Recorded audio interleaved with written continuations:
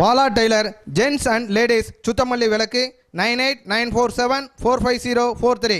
வணக்கம். தினதரணி செய்திகள். நெல்லை மாவட்டம் பாளையங்கோட்டை அருள்மிகு ஸ்ரீ முனீஸ்வரர் சங்கிலிபுதாத்தார் கோவில் கொடைவிழா நடைபெற்றது. இது குறித்து கோவில் தலைவர் நம்மிடம் கூறியதாவது: அருள்மிகு முனீஸ்வரர் சங்கிலிபுதாத்தார் என்ற இந்த திருக்கோயிலிலே நாம் 39 ஆண்டுகளாக கொடை கொடுத்து வருகிறோம். இந்த தெய்வம் எப்படி இந்த இடத்துல வந்ததுன்னு தெரியணும்னா, முதல்ல கோபாலசாமி கோவில் இருக்கு, இங்கே ராஜகோபாலசாமி கோவில்.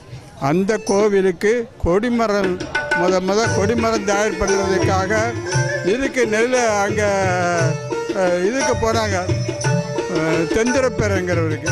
அங்கே போன இடத்துல அந்த கொடிமரத்தை கொண்டு வந்து இங்கே நடும்போது கொடிமரம் அது நிற்க மாட்டேன்ட்டு கடைசியில் என்னன்னு கேட்டால் கொடிமரத்தில் சாமி இருக்கார், சங்கிலிபுதாத்தார் இருக்கார். அவருக்கு ஒரு உருவம் எங்கேயாவது போட்டு கொடுக்கணும்னாங்க. உடனடியாக தான் அவர் சென்னை தெருவில் இந்த இடம் ஃப்ரீயாக இருந்தது. இந்த இடத்துல ஒரு உருவத்தை போட்டு இவரை இங்கே உருவாக்கணும். அதுக்கு பிறகு அங்கே கொடிமரம் அங்கே உருவாச்சு. அதனால தான் சங்கிலிபுதாத்தார் ரொம்ப பவர்ஃபுல் தெய்வம். யார் எதை நேர்ந்தாலும் அது நல்ல அருள் புரிவார். நானும் ஆஃப்டர் ஒரு டிஸ்ட்ரிக்ட் ரெவன்யூ ஆஃபீஸராக இருந்து கிளார்க்கிலிருந்து ஆஃபீஸர் வர இன்னைக்கு பணியாற்றி இத்தனை வருஷமாக நம்ம கோவிலுக்கு சேவை செய்கிறோம்னா எல்லாம் அவருடைய அருளாளர்.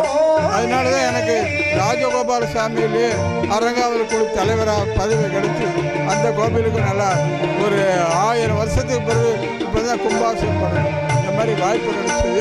பவர்ஃபுல் தெய்வம்.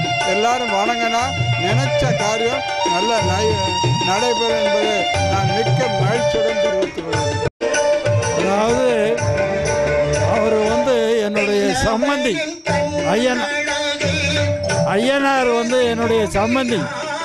அவருடைய முயற்சியால் இதுக்கு நேராக இருக்கக்கூடிய கோபாலசாமி ராஜகோபாலசாமிக்கு ஏகப்பட்ட கைங்கரியம் நடத்துவதோடு சேர்த்து வருஷத்தில் ஒரு தடவை இந்த மணீஸ்வரர் சங்கிலிபுதாத்தாருக்கும் செய்ய வேண்டிய கடமையை அவர் செய்கிறதுல நானும் கலந்துக்கிறதுல ரொம்ப பெருமைப்படுறேன். மணீஸ்வரர் சங்கிலிபுதாத்தாரினுடைய அருள் எல்லாருக்கும் கிடைக்க வேண்டும் என்று உங்கள் சார்பாகவும் அவர் சார்பாகவும் என்னுடைய சார்பாகவும் மிகவும் வேண்டிக் கொள்கிறேன்.